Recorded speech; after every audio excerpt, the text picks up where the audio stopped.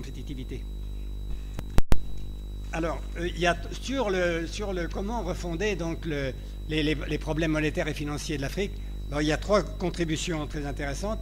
Celle de Samir déjà sur le modèle chinois, mais aussi celle de 2 autres, dont je n'ai pas le temps de parler, des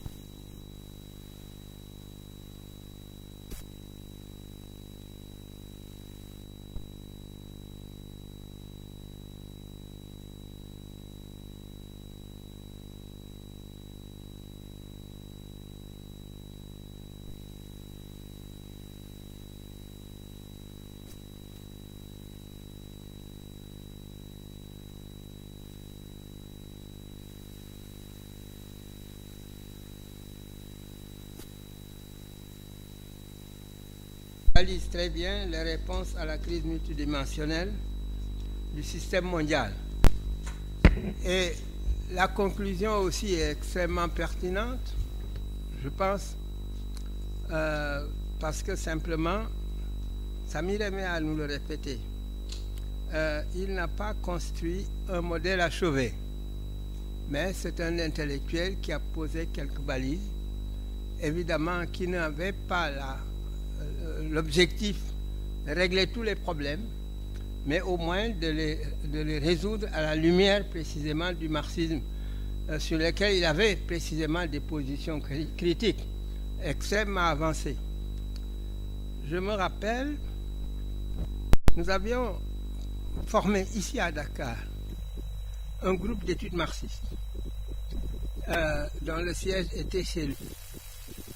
Et chacun d'entre nous avait eu un thème. Et chaque fois,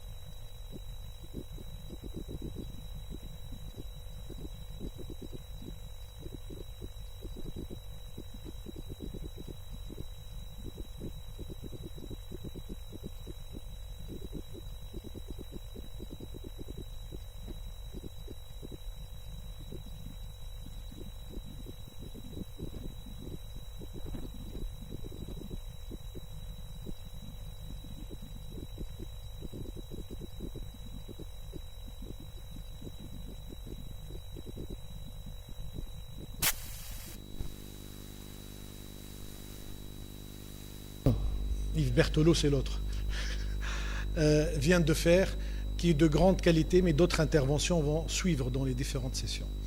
Et j'ai décidé de faire une autre option.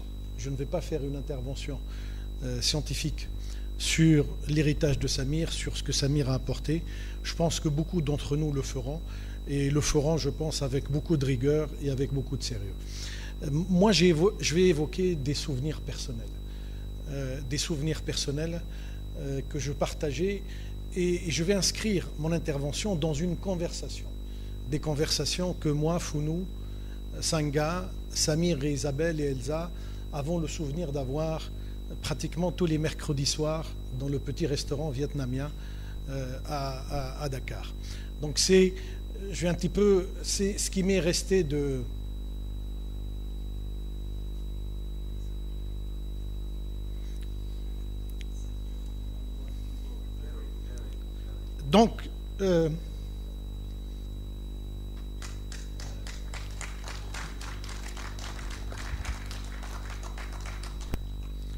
Donc, je vais essayer de retrouver un petit peu ces moments d'échange et de conversation.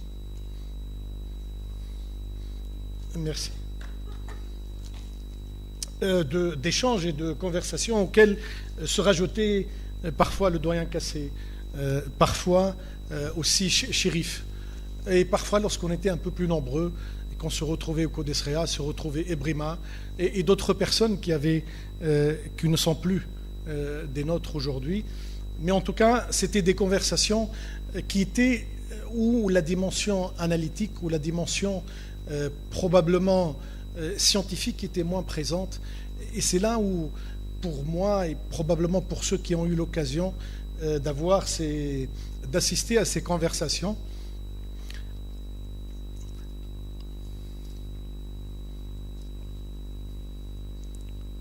donc c'est là où on était plutôt frappé par la vigueur intellectuelle et son caractère pluridisciplinaire de Samir. Il ne parlait pas d'économie, il ne parlait pas de politique, mais il parlait d'idées, il parlait qui était véritablement, c'est là où probablement par rapport à d'autres domaines où il nous impressionnait le plus. Et donc j'avais décidé d'intituler, dans la tradition de ces conversations, mon intervention aujourd'hui, Samir avait raison,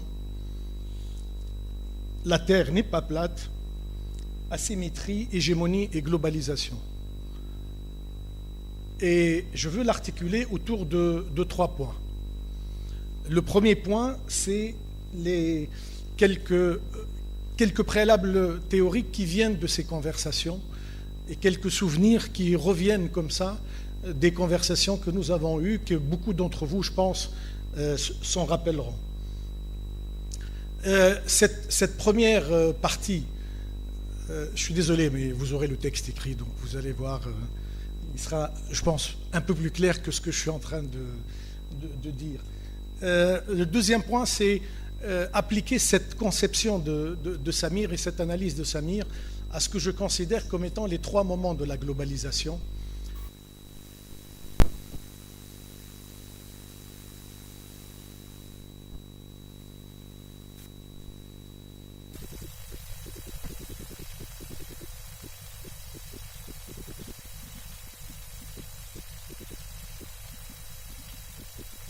We don't have the possibility of comparing our own thoughts with those of others.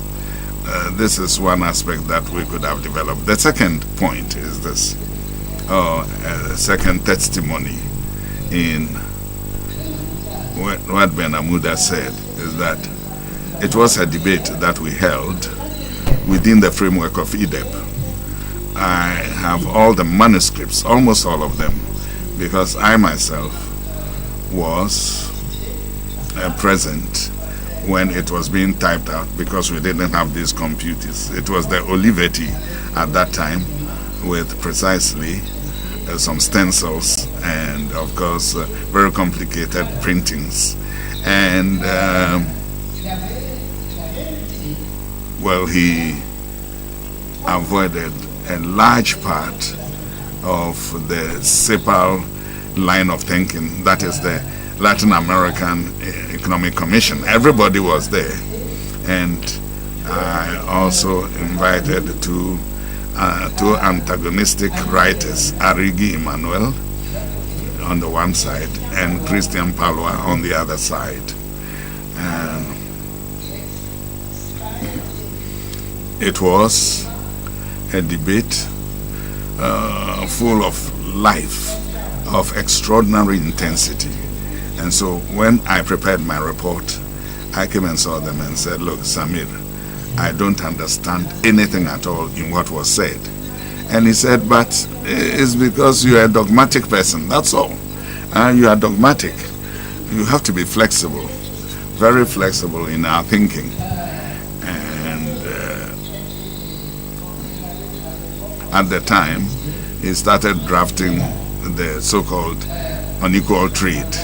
Christian Palwa and all the writers, Marxist writers of the time, in their relationship, that is the internationalization of capital. Two famous books that they have written. But when I did the summary and gave it to him, he corrected them, and I was in total disarray. And he said, but look, we met here to read the production head, that is Marx, with regard to introduction of what we had to do. So we got to Mbup and we accepted the Marxist conception as something that was a closed phenomenon. So what I really did was to present, or to have another presentation of unequal trade. That is another interpretation that starts with production. But it wasn't written, unfortunately, up to the time when the Francophone economists, French-speaking economists, called their annual session, this time in Abidjan. And Emmanuel was to present his famous book published in Maspero, or published with Maspero. And Samir told me, look, if I go there, I will propose you as a rapporteur, but don't forget what I told you. Happily enough, he was busy elsewhere, so he wasn't there. But I understood him that there were in-depth disagreement with what he said with regard to the deterioration of trade and unequal trade. But his vision went further than that, much further than that. And this is all to say that the reading made by Mena Muda is extraordinary, very instructive, but it doesn't actually surprise me. It hardly surprises me, because I've worked with him in debates where we were, not on the same wavelength on the questions of structural adjustment and monetary issues, especially at a point when structural adjustments had gotten started. That was something extraordinary, because at the time, the spiritual father of structural adjustment, who was Elliot Berg, wanted to, of course, accompany him, go the same way with him. And he said, well, you can go with him, but as for me, I won't, because you have a flexibility of mind that makes you do that. But what is sure and certain is that we should always think of the impasse of structural adjustment. That will lead us nowhere. To say, indeed, the sometimes superior and alternative character of the concept. But when we actually submitted our reports here in Dakar on the very famous Tuesday at the University Tuesday, Samir was to present the unequal trade element. So Matajiv was asked to present another version which was much more simplified. This was one of the debates, the most stormy debates that the university had known. So thank you, Hakim, who could have said many other things. Of course, when we finished this debate, there was the meeting of ECA. We were three to have an absolutely contrary attitude, especially the structural adjustment program, including Nkangawiri, who was then the director of Godesria, Tandika Nkangawire. He has a very brilliant line of thinking, and who didn't actually make it appear. And then Samir and myself.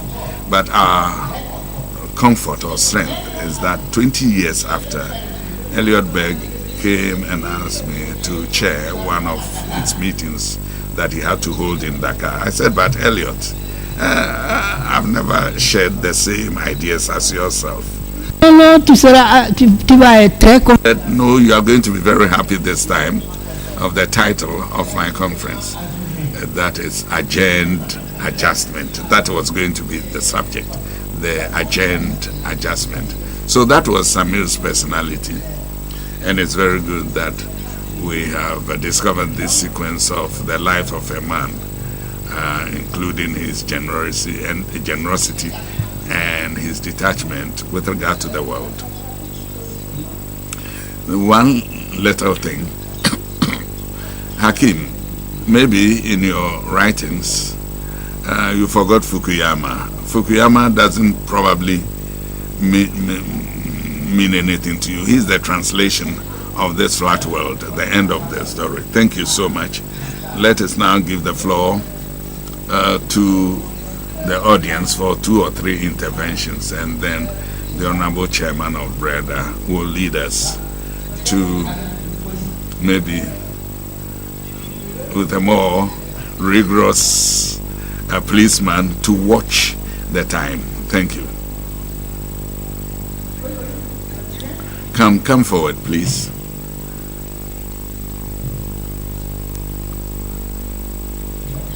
Thank you so much, Prof. As you spoke,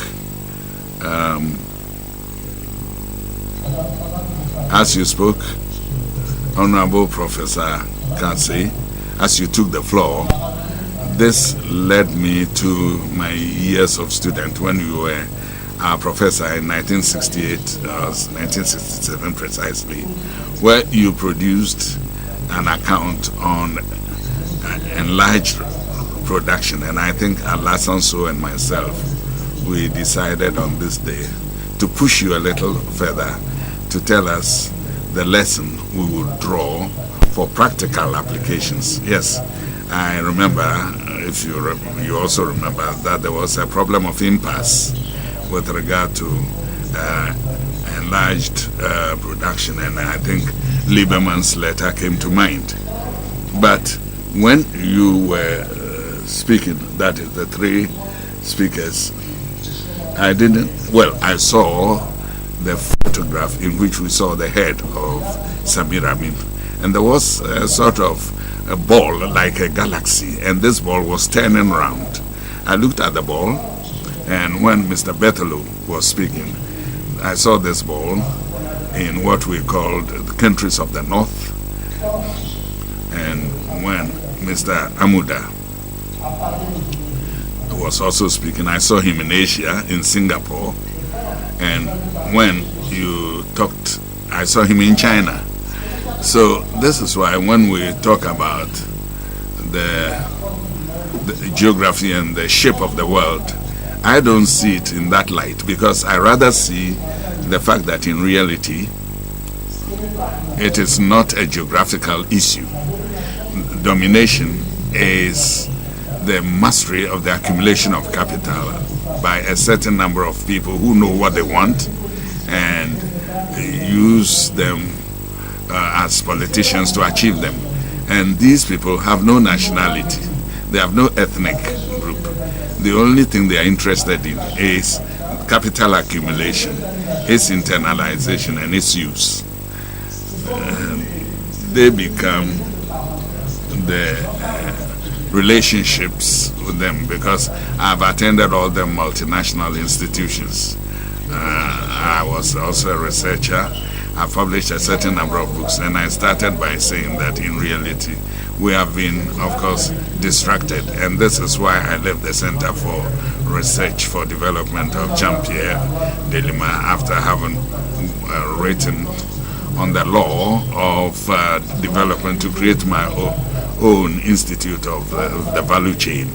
Because when we wanted to publish the book, The Development of Africa with Structural Adjustment, 1986, I was invited in the smallest university, the University of Neuchâtel, and we told our clients, who said that there was nothing structural in adjustment and the work could be done by super accountants, and the question was to balance the budget, but finally it was something that would lead to completely strangulating people.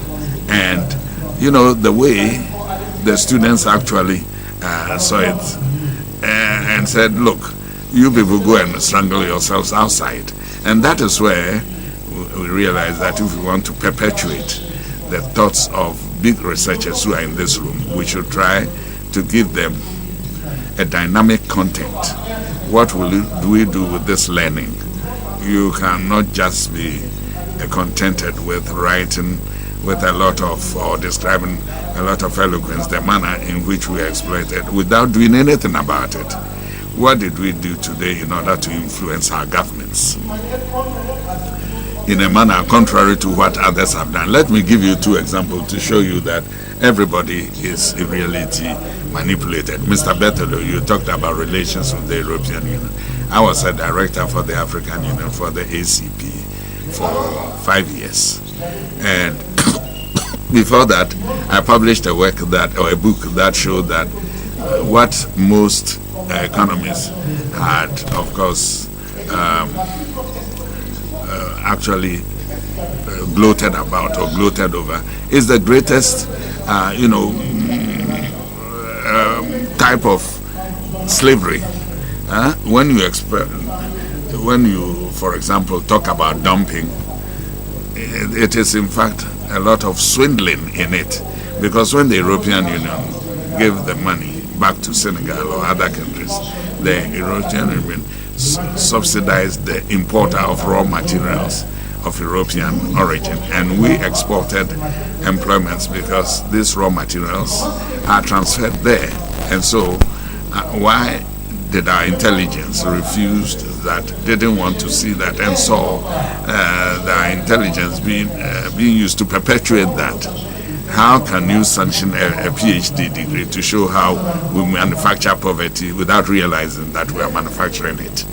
But what I'm going to say, I don't mean to actually make anybody unhappy, but it's not only countries of the South that were dribbled this way, but even the United States, when we had the financial crisis, it was rather a crisis of confidence between banks which would not trust themselves to make loans, and then macroeconomists didn't say that if the banks don't want to, of course, lend money, we're going to push the banks to the wall. But they wanted to rather create a pool of insurance to create conditions when we have interbank loans, and the duty of insurance is to cushion risks. If banks knew that there were billions and billions to guarantee these needs, would have stopped that. But what happened? George Bush had come up with several thousands of billions. I remember I was the World Bank, but my wife was paying taxes in the United States and received a check of $800. It's Uncle Sam that gives it to you to spend it, because if you spend the money, you will consume, and Americans will produce. But when my wife went to spend this $800 on Fifth Avenue, she bought products that were manufactured in China. What does that mean? George Bush Jr. and Obama subsidized that is the I was going to say Switzerland, but they were supporting, what I would call factories in China. So Chinese were transforming slaves in the world, and Africa, which in your scheme was part of countries exploited by the virtue of China became an exploiting country. Well, I've been asked to make a statement on the role of multinational multilateral relations in their relations with Africa. What do we need to change?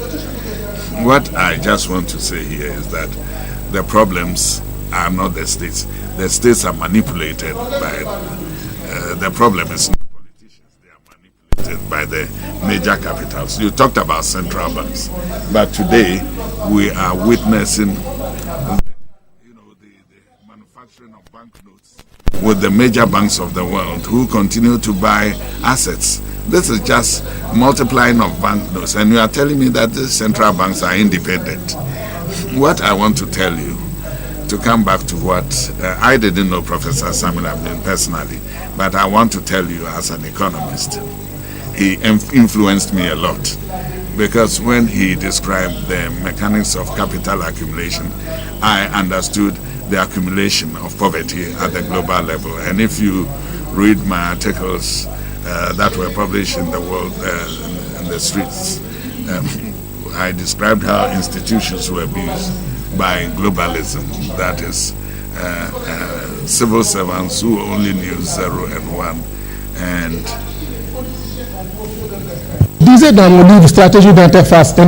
to which, of course, politicians actually gave their destiny. So the next areas will be Portugal, Spain, Italy, and France. These are going to be the pool of poverty. Today, if you look at how economies have been disconnected in the European economic space with the roles of supermarkets and so on, the entire economy was destructured, and today we continue manufacturing a lot of poverty. But how do we resolve that? We distribute money that we don't have. And since I had the unfortunate thing in perpetuating my life in France, because what we are doing is robbing Peter to pay Paul. So we have to pay tribute to the good works you've done. You led your students to pose the issue of the change of paradigms with regard to applied economic research. It will be useless to continue describing the manner in which we are exploited. We have to put pay to it. Let's not be disconnected totally from the world economy. No. Today, we should be able to, of course, have a value chain and have self-centered economies. But self-economy, an economy becomes self-centered when the density of economics are higher than the density of the fruits external. And we have a lot of reservoirs of raw material. Today, you cannot make millions in global casinos. I see countries where the growth rate is negative. You put 2 billion in a bank, it's you who pay the bank. And today what the bank is looking for is where to put the money. But the only continent that has prospects for the use of banks, as it had been during the Industrial Revolution of the 18th century, is Africa.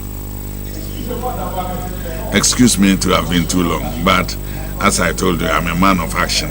My problem is to how to, of course, develop shared wealth. You as scientists, you as fathers of families. You who see your children crossing the sea and take the risk of dying instead of reign in their countries, you can be a source of pressure to compel those, directing you to take the products of your reflection and change our destiny. Thank you.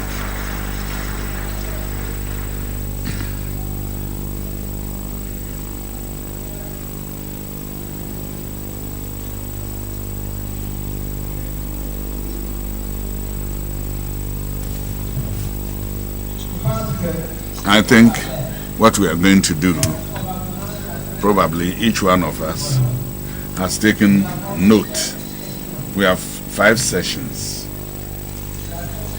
We have 5 sessions that should begin.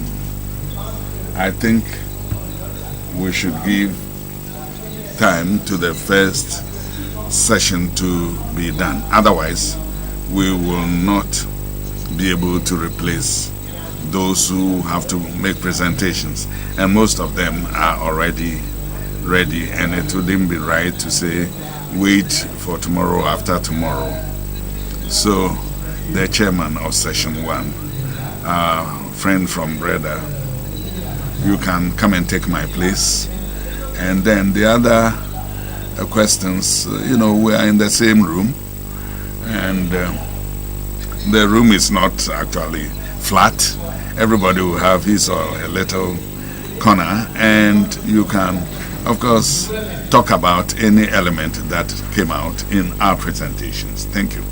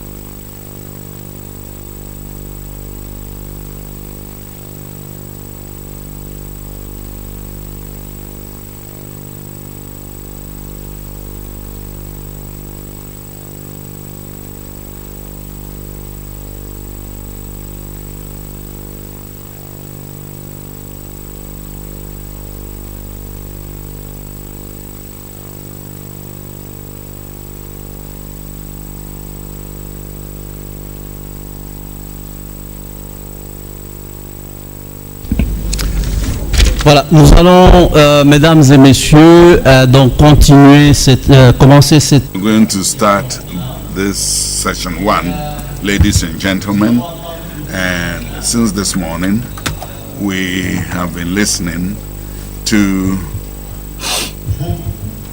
a lot of things on Professor Samir Amin, and I would rather like to end where the colleagues have just ended. They said he has left us a rich form of literature.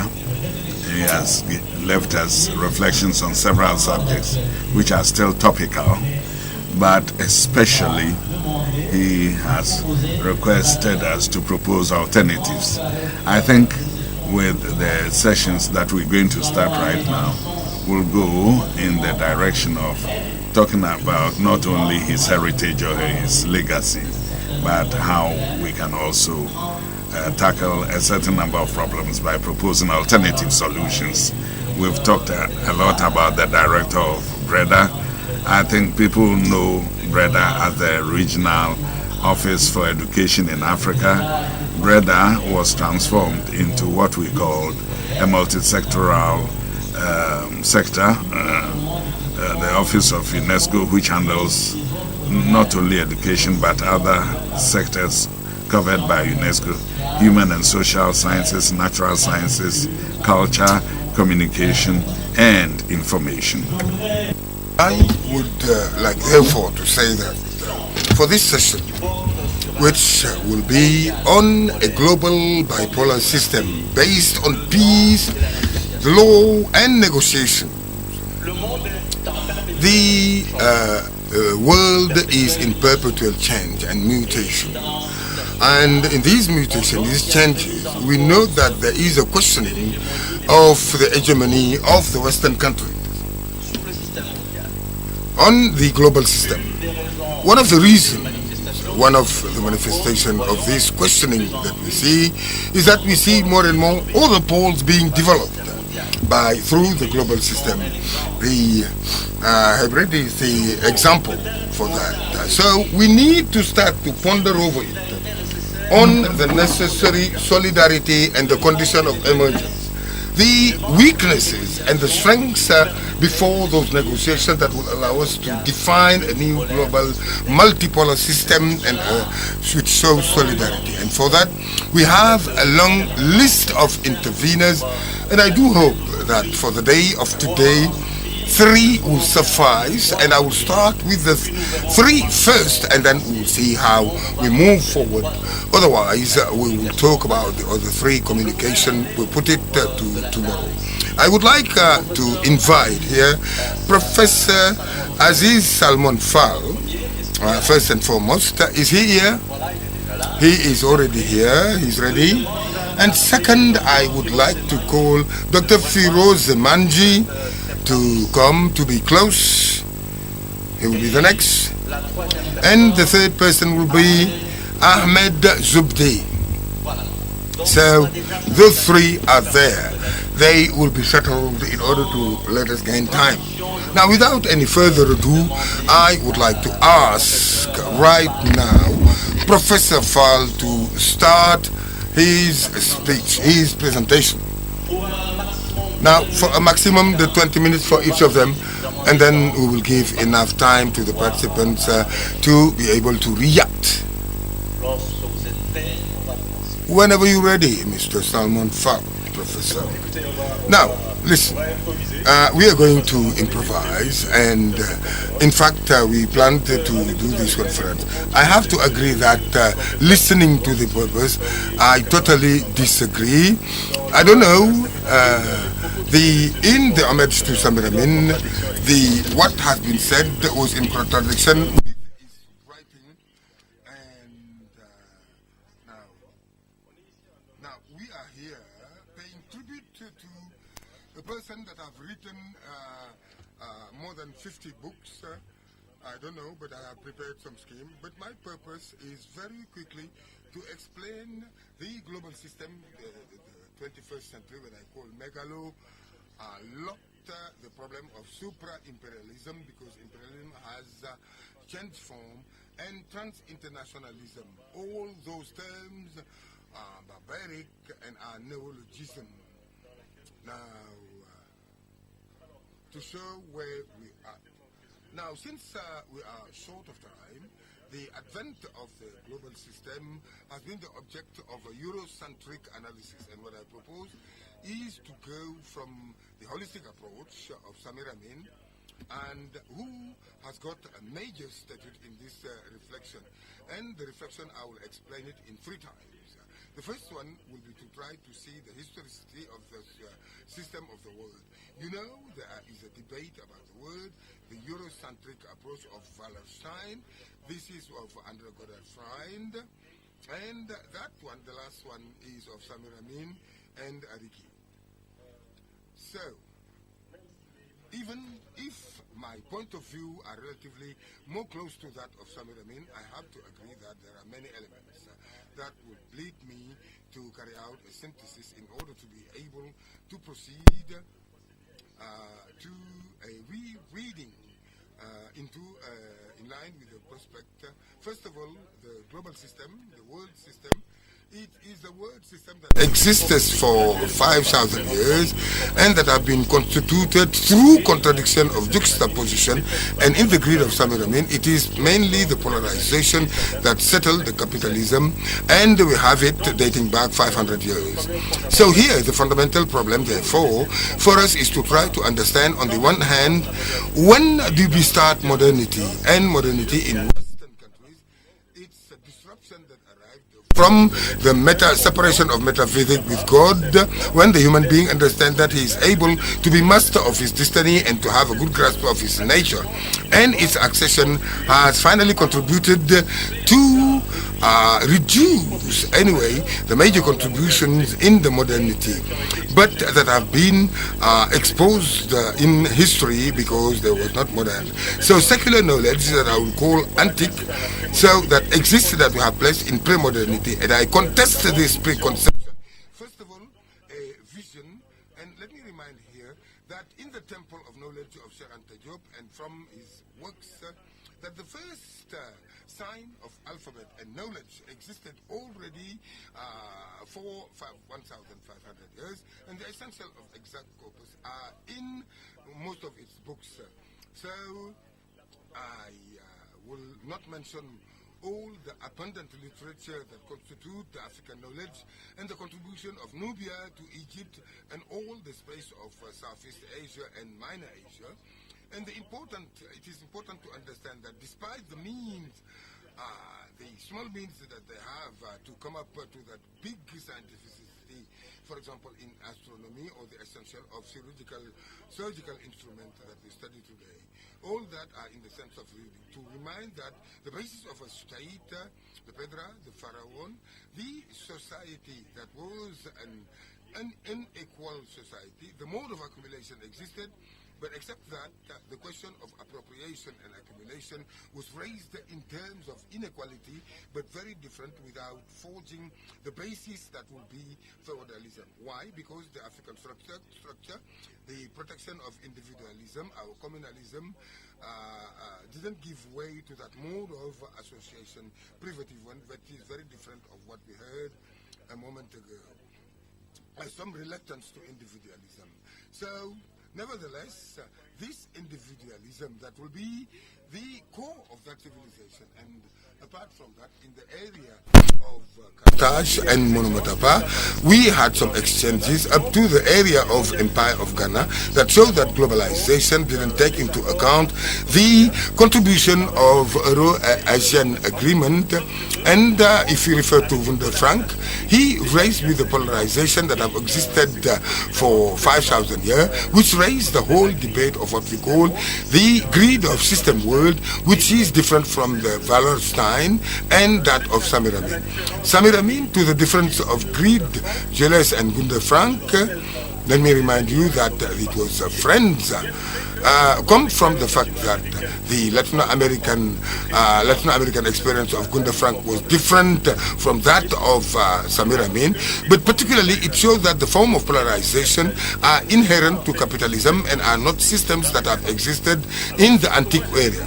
So what I tried to show is that in reality, this Western modernity, starting with appropriation and Treaty of Etc., that appropriate America and Africa for Portugal and Spain, will build small, bit by bit, elements of feudal system, Western one, which will become rare following the accumulation. So I propose another periodization, a first mercantile phase, which is a little bit different, 1550 to 1750. This is the most tragic one, with slavery, the different treaty, but also at the same time the the disruption with the German word Anknüpfung, which is the development which is in the heart of the megalo one.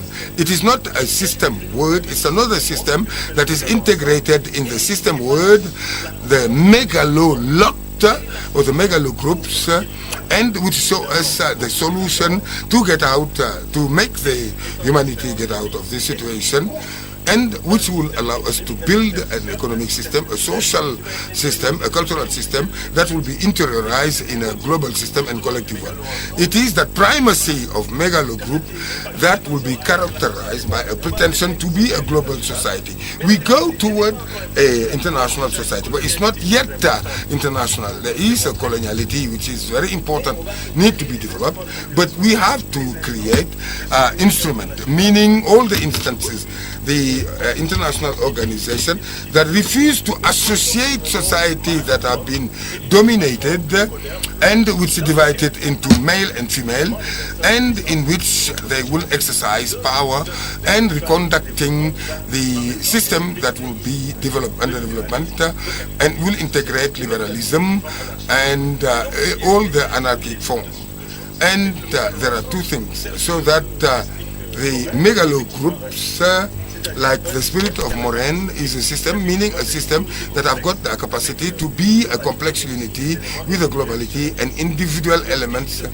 But what is characterizing them is, one, there is a globalization of the state that will become universal. There is a market that seems to be self-regulated. So, because it's the pretension that come and overlap with the existing market, whereby the society had got at a given moment of time, and Polanyi did understand that, but this market finished by turning upside down all this society. And we have now to find out what is merchandisable today or not, and in a oligopolistic universe. And this has been modified bit by bit by polarizing with violence and creating space of governmentality, that is to say, the question through which all the mechanism of decision are carried out. So, in the cities, we have come up to a system of megalopole and a very big concentration of capitalism, and which is, and Samir Amin understood that this was violent and this ought to be done on a geopolitical basis with all the lot of triad of and in the point 4 of Truman, where he will introduce the period of developing society that was not developed. And on that question, all the societies will be aligned on development.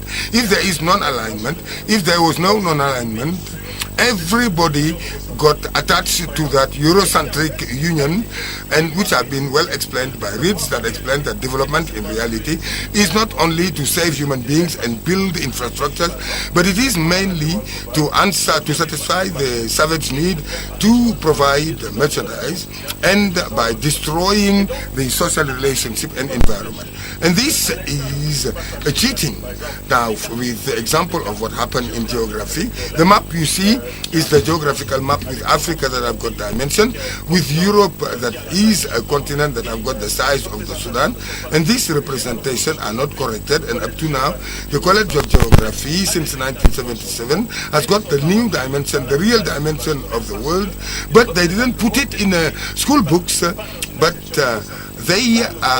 it doesn't go in line with a global acceptance. You see, the Groenland is the size of Africa, while it is 17 times the size of Africa. And you see, you can put the United States, China, and India. Most of these European countries can be there. It is 3 million square kilometers.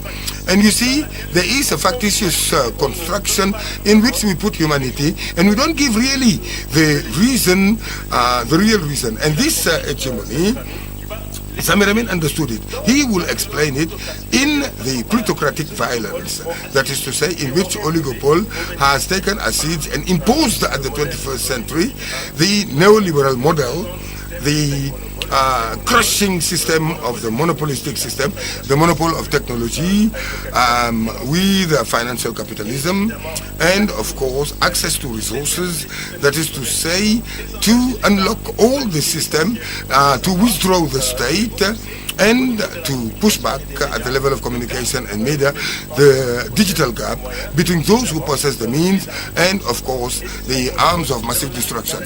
And in the analysis of Samir Amin, this is very important because he was writing very quickly. I think it's a form of error, because if you look very well, it's the same mechanism that allow a state through the auto-centering of developing. It is the control of these 5 elements that allow a country to get away from this to become a self-centered country. And this will bring the explanation that centers exist in all the portion of the system world, and they support themselves in class, groups, etc. So therefore, this question is very important, and to understand it, it is in the last report of Oxfam that we see that 1% of the richest person in which correspond to twice the 90%, 6.9 billion person. Now, we have 2,500,000,000 people. You can find them and you put them in that room. They have a reach of 4.6 billion of person. And these people are living from that. They don't need to work. And the report will tell us that men have got 50% of the wealth, and women carry out 3/4 of the work, unpaid care work. So this will remind us the colonial system. What Samir called apartheid at the global scale, so shows that when we take the 3 countries that have been under the system of apartheid, in fact, the share of 1% of the richest person of the global income of the 3 countries is the illustration that these countries have got incomes that are higher than England and France, that are colonial countries. So just to say that this globalization that is presented under the form of globalization is an acceleration, a predator that operate with first level, and they have become beyond the global system of international, that it is above the big territories, and we have to show the 3 institutional arrangements in which they work. The first one is that a separation of the center of profit and center of cost. The second one is an institutional arrangement in the system of chains, what we call the global value chain. And the third one that I started 10 years ago, whereby the assets are the new arrangement, and this complex scheme shows that the way through which the system of international firms are working. What do they do, African countries? So when we look at the last report of UNCTAD, we see that the development that is at the level of the investment, direct investment, has gone down, has dropped, and in the southern country, and particularly in the African country. Not because of what you have just heard, because it is the sector of resources and raw materials, whereby our countries cannot go and get 4 to 7% of the dividend. For example, in Canada, the transnational firms are all in Canada, and the mining sector in Canada are the most powerful, because the refugees are there and they collect the national resources of our country. And the free zones are there, and the advantage provided is the phenomenon of selling out. This phenomenon of, and the CFTA is not a internal market of commodities. It is an accelerated integration in the system of free trade, global free trade. And I'm quite sure that Samir Amin will not agree at all, will not upload to what he calls the Troy horse.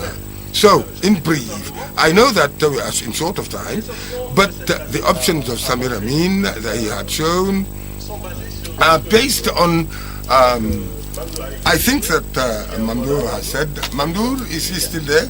So he's sleeping, right. So, in the trans-internationalism, we propose that people rediscover at the transnational level internationalism, but not the proletarian internationalism, the sense of solidarity with the have-nots and those who are in the most advanced country who want to participate to a scheme to get out of this globalization that want Africa without Africans, and that I have shown in the film African Go Home, that shows that the countries of the 3 countries that have lost the economic debate are obliged to finance the destabilization of our country and reoccupy the space that are asked for by China and others. And this will put it in a big silence. And Samir Amin understood it very well, this question, and showed that the objective of multipolarity, American one, is to neutralize and to hamper this state to act and under the control of the Atlantic organization. And you will see that these people are preparing the possibility of a third global conflict. The time is already there, and I didn't have time to explain to you, unfortunately, the way out to get out of the crisis, but I have put them together, Pan-Africanism and self-centering. It is the capacity to count on our strengths.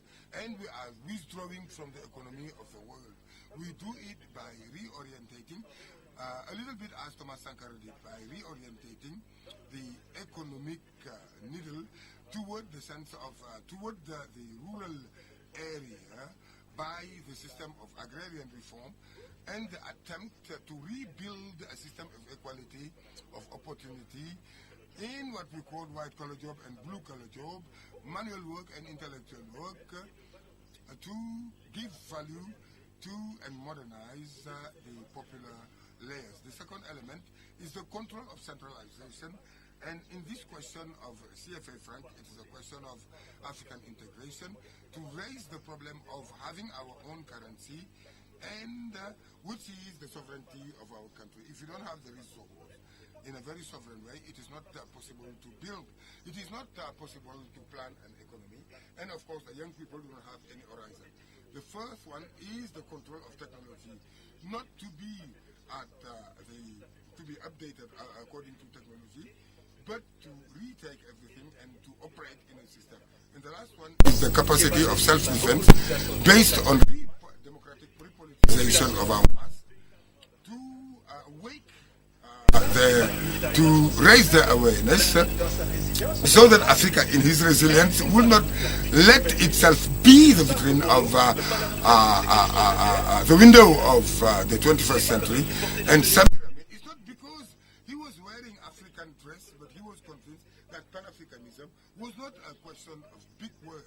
It is a global scheme that is in another globalization. And the globalization, he saw it in a progressive way. He was communist. It was not something bad. He had an understanding that the wealth should be shared equally. So this globalization is not the way. Contrary to that, Africa should wake up and turn the back to globalization. This is what we try to do in this film, to show that Samir Amin has built a space, a grid of analysis, that the young people who normally ought to be in this amphitheater discover, and it's our work, so that they will have access to this knowledge. This is why the film was done, because we know that they can scroll on the film and come back and discover certain things.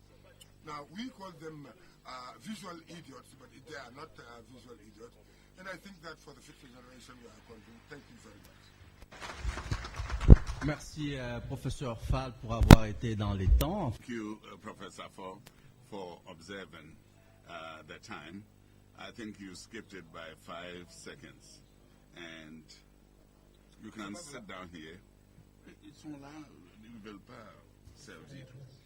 Thank you so much. It's Ahmed. I'm a Moroccan economist. The privilege of my, of course, book that was prefaced by Samir Amin in the Hamatan publishing group, and with the participation of Costas.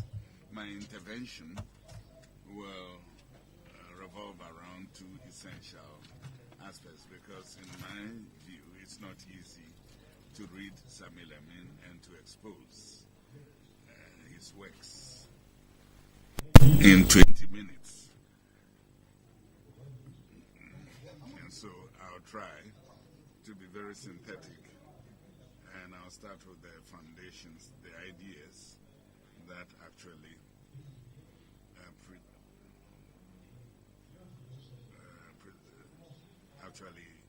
started with the works of Samir Amin. I'll start with the accumulation at the global level, in which this book was in fact his PhD thesis content.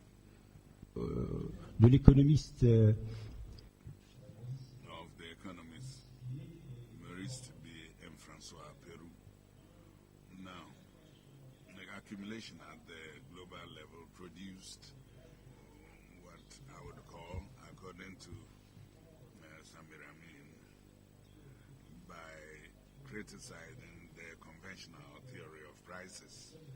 And so Samir Amin questions this conventional theory and talks about or supports a development which, beyond the theory of Rostov, sets up the theory of unequal trade. Unequal trade, which was initiated by Agili Emmanuel and Samir Amin in Accumulation and the Global Wealth, edited in 1970, whereas Unequal Trade was edited in or published in 1969. He says that the contribution of Agriman is essential, but it's essentially Ricardian, because the theory of prices underlies it. So Samir Amin went further than that by going into the details of the report, the relationship between countries of the North and underdeveloped countries, to see that beyond the economic level there is another element which, over and above the transfers of values, there are factors that make it said that the crisis, of course, relating to ideological domination and cultural domination. So this is another point that involves unequal trade. And he says that capitalism is a system that polarizes. And this polarization produces a developed center and an underdeveloped south. It is a law which is imminent, especially when we look at world polarization in general. Samir Amin advanced an important theory, that's the theory of values. In this thesis, he developed up to the law of globalized values, published in 1907, and insists a lot on the fact that the law of values relates to the economy, that is, the domination of the economy. And he says that coming out of it is really political, and it is involved in the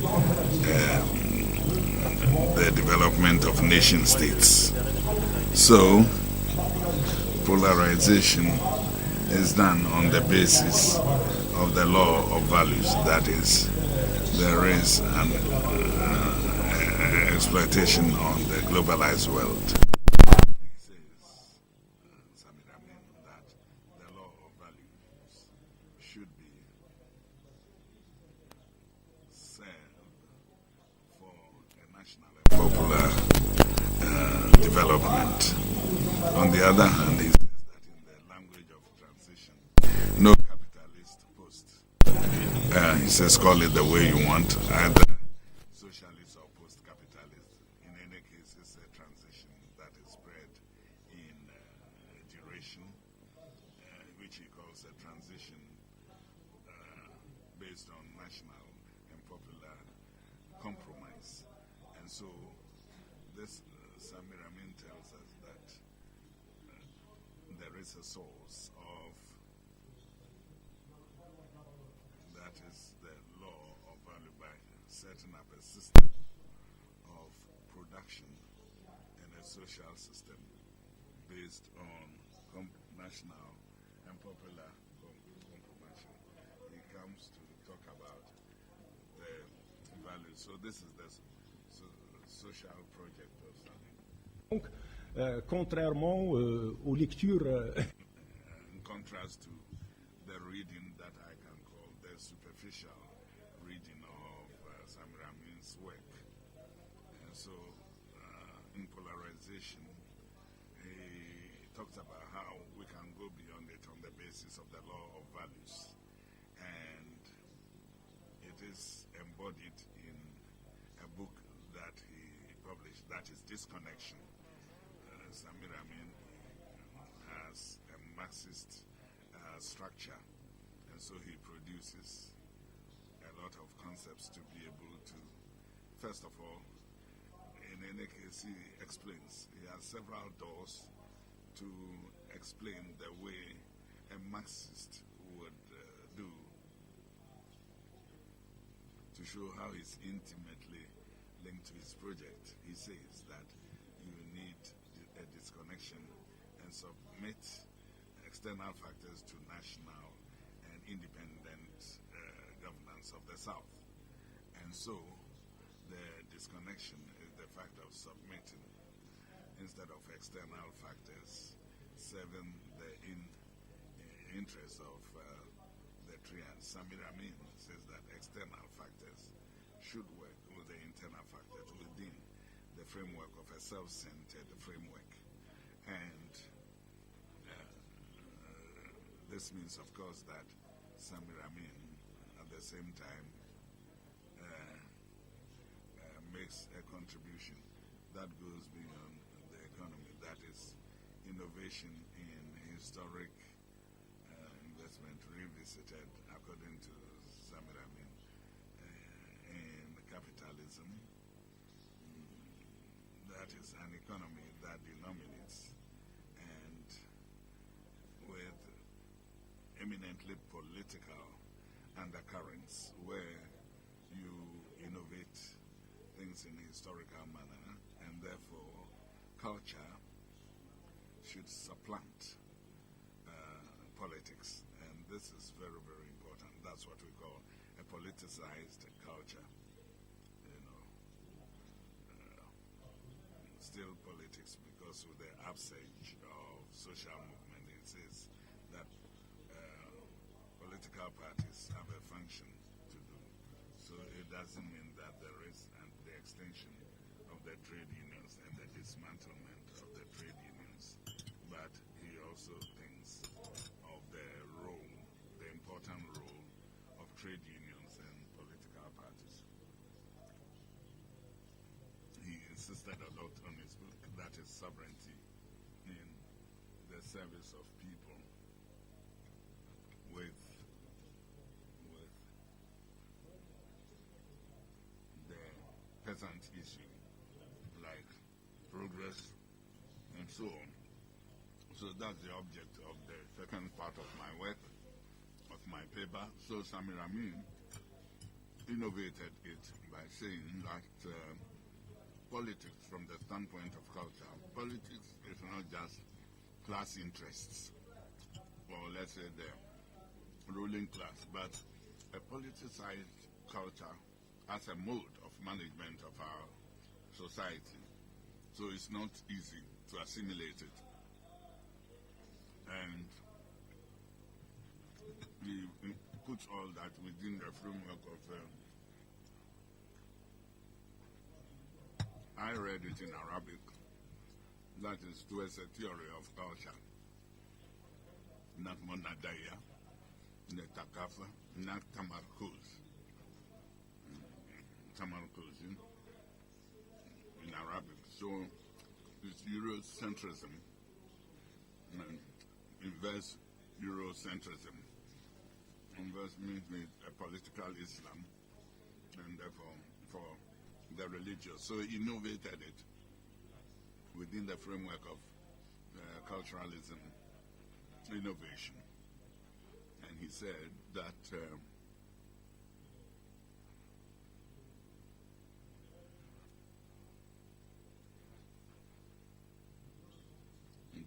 recentrism, that is the culture of the North, that is central capitalism, by even criticizing Michel Foucault.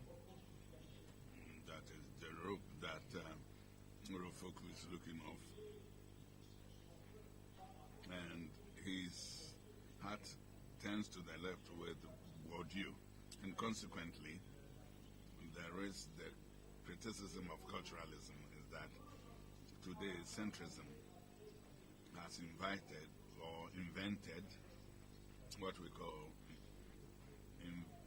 invest culturalism or centrism. That is fundamentalism. So these are grandiose things that Samir Amin developed. It's difficult. I found at least about 30 years that have been following the works of Samir Amin. And you need to read Marx a lot to understand Samir Amin. Samir Amin is not an easy thinker. I can understand Abi Emmanuel. It's a bit, understand that a bit, that is unequal trade and underground referent. And I find a lot of difficulty with Samir Amin, even if he has an easy, limpid style. And so, Samir Amin has an eye within centrism, the scope of centricism. And I want to articulate in my second point, which is the title of my paper, that I did a bit of reading on Samir Amin's last book. It's still under translation, so let me translate it because I will translate it into Arabic, and it is available in Morocco, and I'll give copies to Sharif and Professor Gay within the framework of Ender Third World. And so this book revolves around national and popular sovereignty. And so national pop is a concept, let's say a bourgeois concept. He is popular or he's not. So nationalism is either popular or not. And it really addresses itself to the Bandung era, where it draws more attention to the elite of the South to be able to think of or reflect on the fact that we need, with social movements, that is the fact of mobilizing peoples and so on, and to negotiate what the Bandung era is topical more than ever before. And this is why Samir says that in the Bandung era, it was much easier than today, because today there are a lot of differences between countries of the South, especially with the upsurge of the BRICS, which consider that growth cannot actually lead to development. So the fact that he says, for example, that as regards the BRICS, that the fact of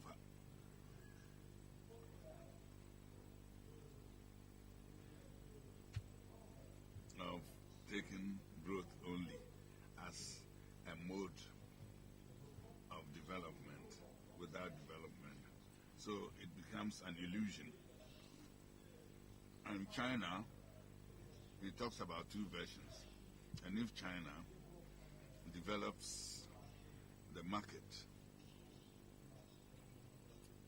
with regard to pure market, with regard to their project, it is illusory. And on the other side, Samir Amin emphasizes the fact that the Chinese project is a project which makes it sad that it is market socialism that could enable China to, that's an interpretation which is personal, that market socialism is a promise to go beyond socialism, market socialism. Because socialism is a disturbing element. So socialism in the nation state is not actually defaced, as some people think, especially economists of the international socialism. And so a lot of economists say that the nation state is ended. But Samir Amin insists a lot on the state. He says that the world is multipolar and not bipolar. And so he says that the project of the world system should, of course, be established to, of course, deface what I would call the world hegemony. And so the BRICS, I think I've spoken about the BRICS. The BRICS want growth as they exist in capital. And they tax Samir Amin by saying that the strategy of the triad lead to barbarianism or war, and emphasizes that Europe has to change its conception. And I don't think it is an ally, including the left, and allied of the United States. And of course, Japan is a part of it. And he has talked about the need to develop international diplomacy with the United States. But I don't believe it. It's an utopia.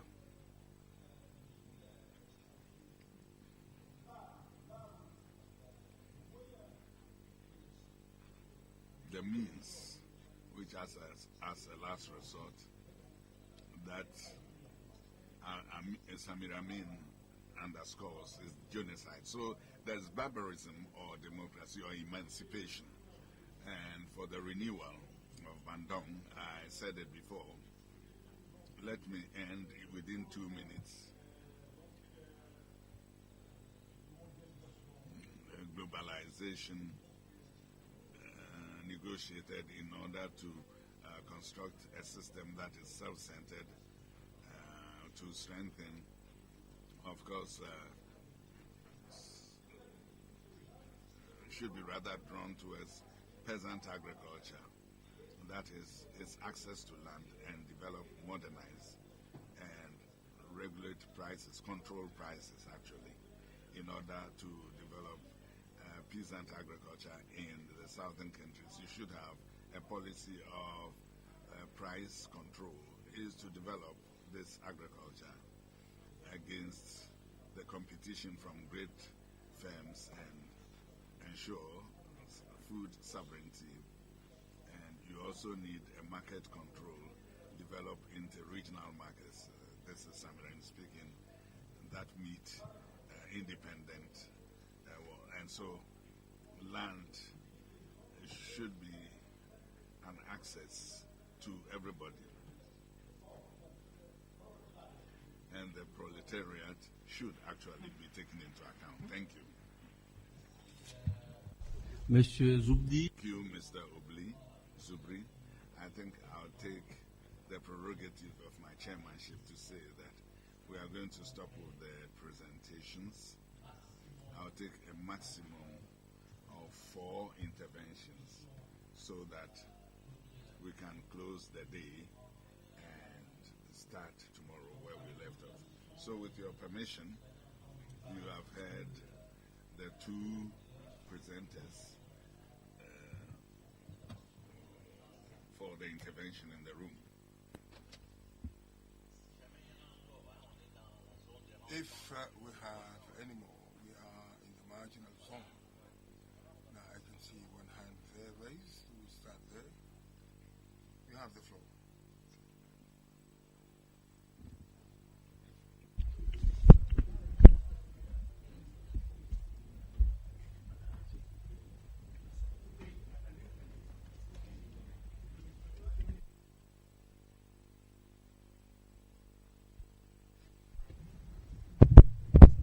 avec toi. Bonsoir. Je voudrais en fait... So I wanted to take this opportunity to ask a question not only to Mr. Bottolo for his first intervention, because I didn't have the chance to ask this question, because it goes in line with the point of view of Mr. Faye that intervened after you. So my question is, you have been more objective in the criticism against China, because my problem with the Marxists is the relationship of the Marxists. It's as if they have a grudge against China. Samir Amin is no more there. Did he consider China as a less liberal state than the United States? China is a liberticide state. No respect with human rights. So humans have been accused for violation of human rights. So we could have called him a bandit state. So, and for those who are close to the Marxists, they face criticism against China. We try to relativize as if China didn't colonize the state of the South. There was an alleviating situation. So when we listen to the speech of the President of China in Davos Summit, etc., now we had neoliberalism. Why do we accept the Chinese neoliberalism, which is not an example, because China has never been socialist. From Mao to now, China has been a low-life state, but we have already justified by the fact that it's China. And what really hurt me this morning when you criticize the way China occupy the African market with 80% of the textile. This is the first time we said it, but we know it. And this morning in the words, a person intervened in English and said that the development of China is something that is appreciable because it is something that is different from the others. But this has no meaning. We didn't need the implication of the northern countries so that imperialism become an imperialism. It's a sort of violence exercised by China. If we can criticize it, as Professor Kassa said it, we have to criticize our close friends, China. So my question is to know, do you think that if objectively Samir Amin was at this table, could qualify China as a democracy or a less liberal one compared to the United States? Thank you. Now, can you introduce yourself? Now, for those who will take the floor, please. Now, I am Kone Abdullahi. Now, tomorrow I will make an intervention on digitalization in the economy of the African state. Now, let me take all the questions.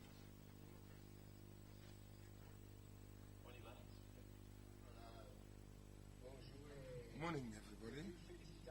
Now, and my congratulations to all the presenters. For those who had the idea of organizing such an event. Now, thank you very much to the thinking of Samir Amin. It is up to date. It is time to finish with the imperialism of capitalism and the plurigeographical manifestation of neoliberalism. Samir, thank you very much. Now, three fundamental tasks. Now, first of all, the reconquest of sovereignty, of independence and initiative. Point de vue du matérialisme dialectique et And dis-lui de s'écarter de son micro. Il est en train de bousiller tous les micros. And then again, from the point of view of dialectic interaction, the imperialism. Why to rehabilitate the human gender, whatever its geographic diversity is black, is white, is yellow, is milk and coffee, but the reality is to rehabilitate the human gender, to push the pedagogical product, political one, ideological one, cultural one, that have served the liberation of the people in order to rehabilitate the human gender. to finish with the capitalist imperialist order and the neoliberal one, and at last take up a globalization of the people, and that have got the only worry of finding out the human gender in its noble nature and its freedom. I say once again, thank you very much, Samir, Amin. Now, complicity, ethics, we are some Marxist, Leninist, Maoist, well armed, with the need to search and to update all that, because what is policy? These are pedagogical channels that will allow the quantitative and qualitative improvement of social and human condition of human gender through a fundamental platform. Thank you very much. Vive la... Oui, l'intervenant suivant, y a-t-il quelqu'un qui voudrait... Following interveners, do you want to say something? Yes.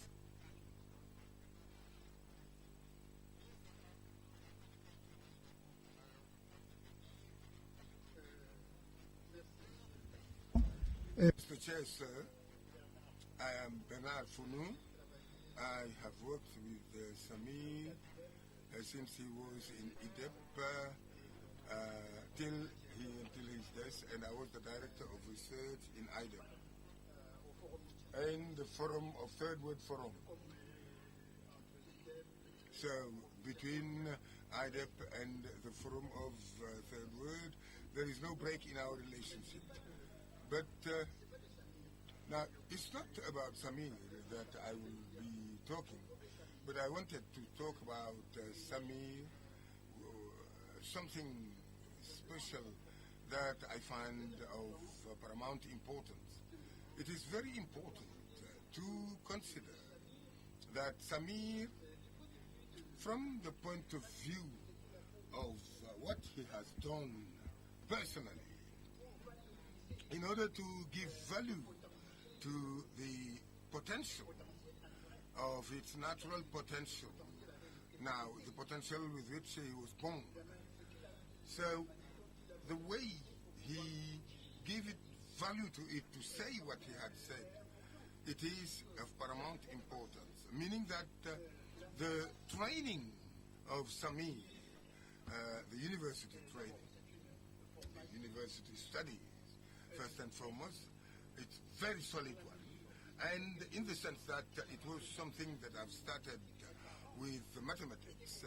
His parents was convinced that if he went to Paris, it will be to go to the polytechnical school. And he went in a very clandestine way to go to another faculty in economics. He was in economics because he had already some conviction, a very important conviction.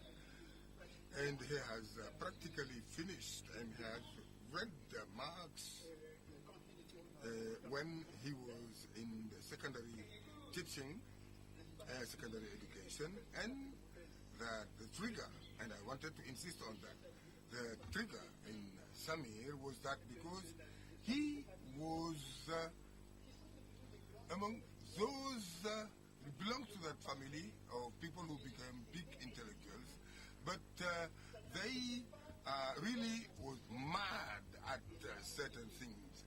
It was from their position about the society. Now, he was among the people who could leave a university life and go to teach at the United States and elsewhere. So, and there are many university people that have asked Samir to come and teach at the university, but even in France, he was not interested because the indignation, what was it? It was the level of poverty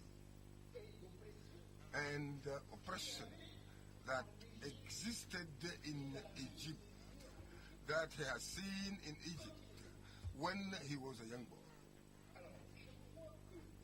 I think that one should look into that. The problem is to see whether we feel that we are really incensed to live in that society who are what they are. I think that this is of paramount importance. But when he said that he needed some new arms. And in undergoing his studies and going beyond all that, I am saying that for the economists. Samir, he now in parallel with his studies, he went through the School of Statistics of Paris. Now, so much so that when he arrived in Bamako, he didn't find anything as the system of national accounting on which he could rely to make some projection in 1960. So he used all his statistical apparatus to produce the first data of the national economy of Mali, because in the imperial system, Mali didn't have the right, well, they didn't have interest in transforming Mali into a country with good data. So, now this is not in relation to the presentation I have heard and who are very interested and learned, but I wanted just to remind, now talking about Hakim,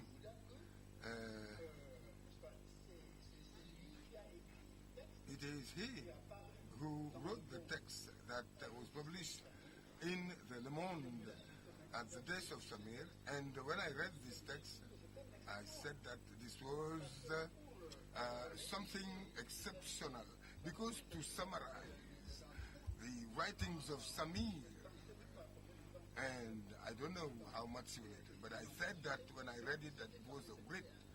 So, it was a text that I think rendered things and make us as person interested in the Forum of the Third World, to Samir and others.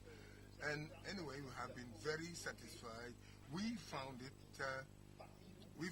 him something that belongs to our group, to present Samir, and not somebody who was outside our network and who was supposed to give some information about Samir. Thank you. So, I wanted to propose to you, unless the organizers tell me that there is more time, but I give the opportunity to the presenter to react very quickly, but I give 1 minute to each presenter to react, and then we will close the day and come back tomorrow.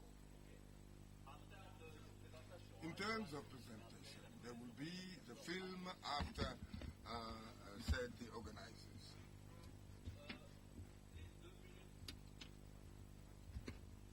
The microphone, please.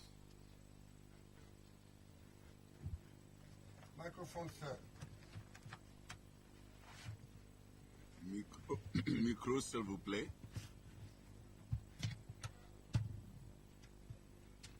Go ahead, please. So, the speakers didn't ask any questions, so I cannot answer.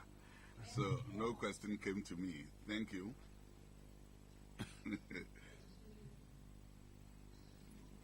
I'm saying good afternoon or good evening to everybody, and I want to thank you, those of you who took the initiative to organize this symposium. I want to draw attention and ask one question and request that people, of course, reflect on this aspect. And it is this: the African convergence between Sheikh Anta Diop, here present, who did in-depth studies on Egypt and the African society in relationship with Egypt. And this capacity that one of the speakers talked about, of the Egyptian, whether black or white, and which is retransmitted by Samir Amin. I would have liked one of the presenters to answer if he has a reflection somewhere, because I've been putting this question to myself several times at meetings that we've held, at the Third World Forum. I have no answer up to now. And I'm under the impression that they have two parallel lines, and maybe between the two there is a link.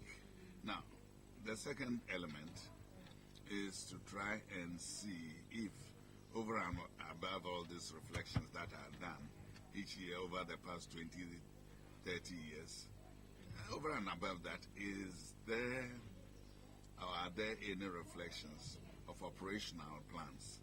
That is strategic planning on what strategy that has to be delivered. But operationally, how can we grapple with it so that these poor people we talk about and how to feed ourselves that we've been feeding on over the last 30 years, what ideas emerge? Thank you.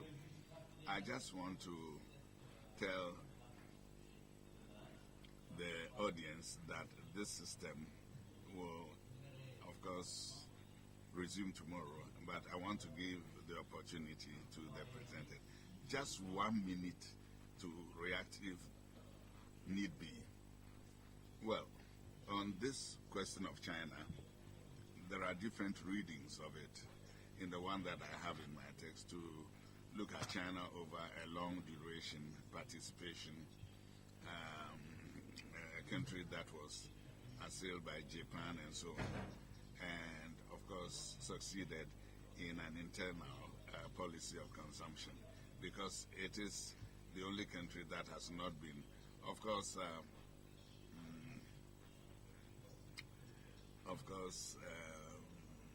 ruled by any imperialism at all. And I think in a film, I will invite people to look at it. It's the effort of synthesis in order to see what happened. You need time to look at it. With regard to operationalization, people try to operationalize the revolution. And there's also a character that resembles that of Burkina Faso. It is, in fact, the only photograph that he had with, of course, with the former president, and so operationalization exists. Thank you. I want to answer the question of Madam, who asked two questions. Now, operationally, what Samir Amin is proposing, Samir Amin has no, what I would call, completely made research. You see, he explains that there is a conflictuality, there is hegemony, but countries of the South are still in their fight. And he also says we need to reconstruct the internationalization of peoples and not a proletariat internationalizing. So he says that we are going to live a long transition in order to make countries of the South to re-find or rediscover, because they were independent before capitalism came to polarize them or submit it to its dictates. So countries of the South will rediscover themselves in order to have the possibility of constructing the nation state, or popular and national states. So Samir Amin is not a prophet, he's a social thinker. And as I said a short while ago, he makes us understand. Samir Amin, you have to read Marx. I read Marx, I did Marxist analysis, but you have to read Marx himself. And it's not easy to read Marx. Marx is difficult. And so frankly, for example, the process of money circulation, we find a lot of difficulties. It's not easy, apart from the Communist Manifesto and the criticisms of the program of Gotha.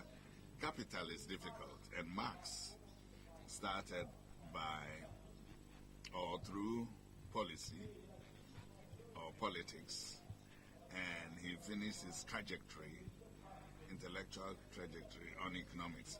Amin did the inverse. He started with economics and ended with politics. So he's a great social thinker and a great politician and strategist. Thank you. Thank you. You will realize that some of the interventions also went as far as to the inaugural session. So I'll give 1 minute to Professor Berthelot. Well, I think that Samir Amin has made major contributions drawing on China's experience. I think the right to land and so on, and making sure that land is transmissible to families, and made it possible for families to go and work in industries, bearing in mind that they can return to their village and have their lands that they could use as they wished. And this is also the case in Vietnam. And this is very useful to underscore and apply. So Francois Patin, who wrote about the end of development and so on, for a new horizon, he shares this point of view, and Hubert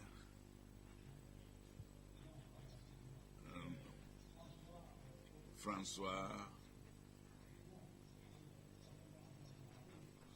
Mora, but Francois, who was always with him. You see, it's problems of memory.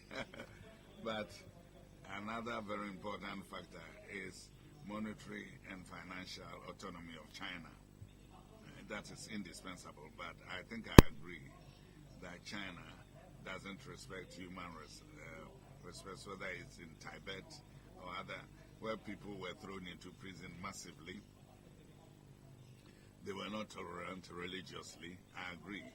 But this doesn't prevent this economic plan of, right to land, the right to use of land.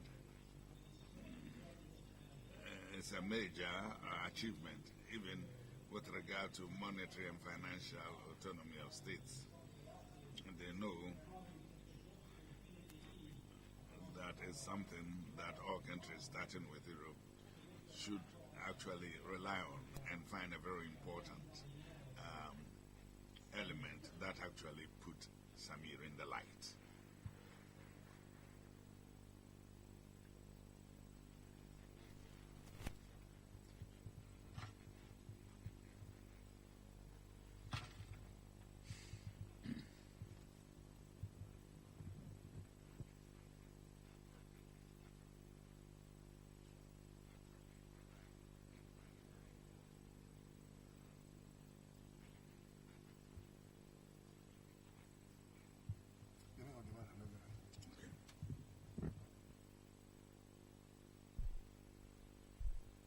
Oui, je vous dis. I'll say, Salam alaikum, peace be on you. I just want to say a few words by using the quotation of Francis Fanon. He says something that you may have read in literature. If you don't claim man before you, how do you want me to claim the man in you? I think through this quotation, we summarize our human condition today. A lot of people do not actually value the man before them. And so, in my view, I've listened to you and I've listened to what you said economically. The analysis were excellent and the explanations too, but I'm not an economist. I emphasize the issue of values and ethics. Economics alone is not sufficient. We see it today. Economic growth is not actually sufficient, and we see it to it. It is the creation of poverty and even creates war. There are two things that dominate the world. It is covetousness, and it links us to many things, and even bombing because we need oil and people and land. Oil that produces uranium and other things. So there is this culture of covetousness which is exacerbated today and has reached high levels. There is the culture of, poverty, and if we don't have the ethics, and I was lucky to be appointed chairperson of ethics in education by the compared Council of Compared Education, and all of us here stick to ethics. If there are no morality, morals have become something thrown to the background. But we need economic agents. We produce, but we also are agents and actors of this morality. If we cannot transmit to this generation in our colleges and so on and other schools, which open our eyes, if we cannot transmit to it a knowledge, an economic or other scientific knowledge, if we can give this moral side and this responsibility and freedom, which will only come through the education of unanimous values. Thank you. Thank you so much. And with that, my work is not yet over. It will continue tomorrow.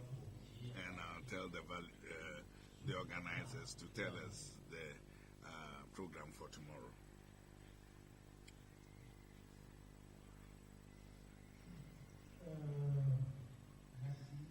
Thank you so much. We very much appreciate your patience. We are going to have a short break of 15 minutes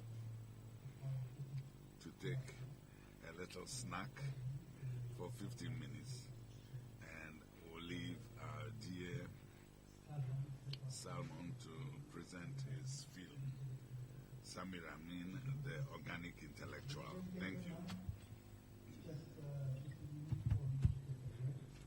Quel break? Mais laisse les gens rentrer chez eux, tu me parles de break là. C'est quoi ça?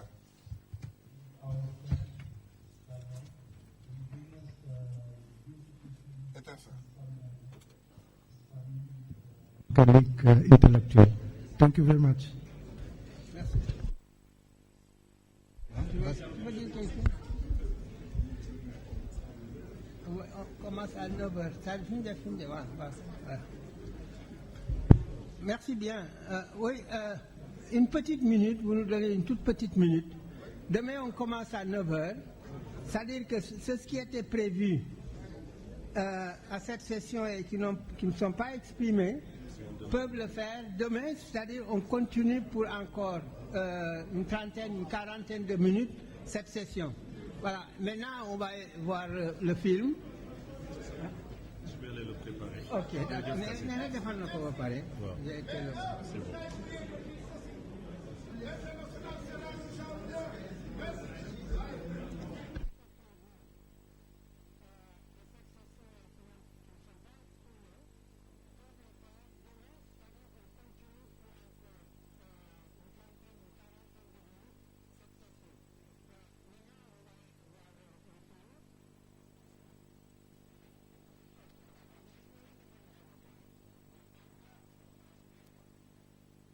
Non.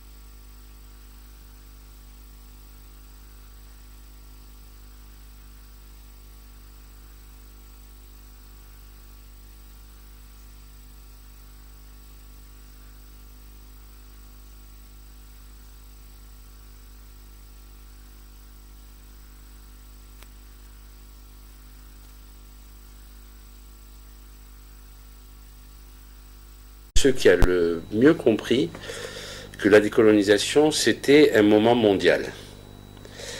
Et donc justement, d'ailleurs, toute son œuvre sur l'accumulation à l'échelle mondiale, le développement inégal, etc., ça a toujours été de resituer la question de la décolonisation dans l'histoire de l'humanité. Et ça, il a très très bien su le faire, sans concession. Voilà. The victory of the Chinese Liberation Army in 1949 when it moved into Beijing, and later in the 50s when it moved south, I was terribly happy. I was happy to the extent that I was naive enough to think that this is the end of capitalism. It will continue to India, to Middle East, to Africa. The Vietnamese revolution, war, and double victory, the victory over the French in 1954, made me terribly happy. And the victory over the Americans in April 1975 made me very, very happy. That the Western armies, including the US Army, can be defeated by a small people. But I had also very sad moments in my life. The saddest is the loss of my daughter. That is the most terrific moment of my life. Also, I was very unhappy when the Soviet Union broke down. I was afraid of that since long time. I was afraid of that. But I kept the hope, long time, that they could find a solution, center, left, perhaps a solution as the Chinese, as less bad than the full breakdown, and the breaking down of the Soviet Union in those silly independent countries, to me is a historical defeat. But we bear communism, historical Marxism has a responsibility in that. Et il a su aussi voir que la décolonisation n'était pas terminée. Voilà. Que effectivement c'est un processus beaucoup plus long qui ne se limite pas à l'indépendance des États et que effectivement aujourd'hui nous sommes dans une phase de la décolonisation particulièrement dure et difficile. Parce que nous sommes de ceux qui pensons que l'idéologie et la pratique dominante, au nom de la mondialisation, au nom de l'intégration de tous les continents et de tous les pays du monde dans un même système mondial, n'ont plus qu'un seul modèle à suivre, celui qui est le modèle dominant dit du capitalisme néolibéral. Vous savez que il y a eu même des idéologues qui sont allés jusqu'à dire, écrire cette absurdité, que nous sommes parvenus à la fin de l'histoire, qu'il n'y a plus d'alternative, qu'il n'y a plus qu'à se soumettre et à s'ajuster aux exigences de ce système mondialisé. Instead of trying to participate to that globalization, but trying to control its participating to that globalization, the benefits of it, and minimize the negative aspects of it. And we hear very often in China this type of language.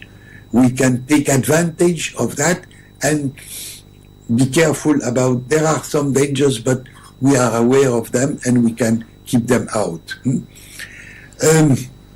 China is participating to globalization, particularly trade globalization, and with an aggressive export policy even, and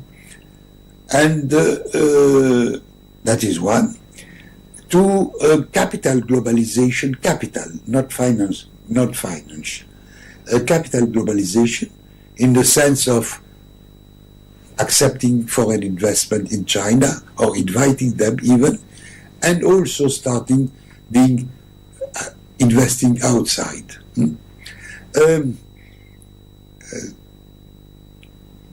With, for the foreign investment in China, a certain degree of control of the state over that. It is not as open. I mean, no country could be more open to foreign investment than the African countries. They have no rules to stop anything. And the foreign investments are not done in Africa. They are going to China, where they are controlled. A curious control, which is a mixture of the state apparatus operating over some degree of control, of associating private new bourgeoisie, Chinese new bourgeoisie, of a variety of forms. That is a negotiated participating to global investment, global capital, capital globalization.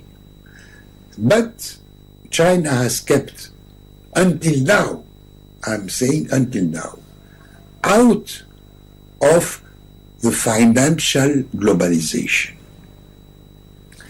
That is, it has remained, and it is almost the only country now in which all the banks, or 95% of the activities of the banks, are state-controlled. Not only Chinese, but state-controlled. And the yuan is run by the Central Bank of China. That means by the Chinese government, not by the market. Now, the maximal pressure is done on China on that ground specifically. You should move towards participating to financial globalization. And I'm saying, and I would like to repeat it and to have it understood by the Chinese, including at the highest level, top level, that moving into financial globalization would be a final disaster. It would destroy China. It would destroy all that you have been able to successfully conquer during 70 years. Everything. Il a aussi été un militant infatigable des luttes de libération, des luttes anti-impérialistes, des luttes internationalistes. Il a toujours été porteur de cet espoir. Enfin, c'est vraiment un espoir. Mais je dois quand même dire que Samir, c'est pas seulement le penseur, le militant, c'est aussi un homme qui savait tellement bien vivre. C'était un Égyptien quand même.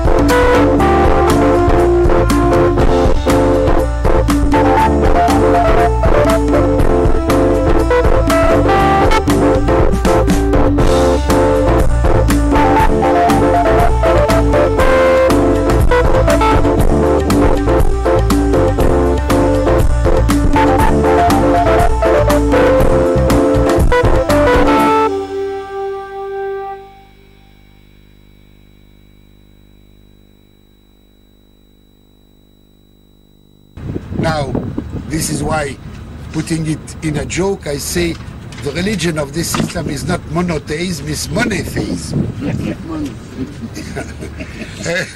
Which can go with monotheism, with anything else, with no problem, as long as you are monotheist. That the three heads should be integrated in the conceptualization of the reproduction of capital accumulation, the ground rent, the mineral rent, and the imperialist rent. They are not independent one from another, but they have been distinguished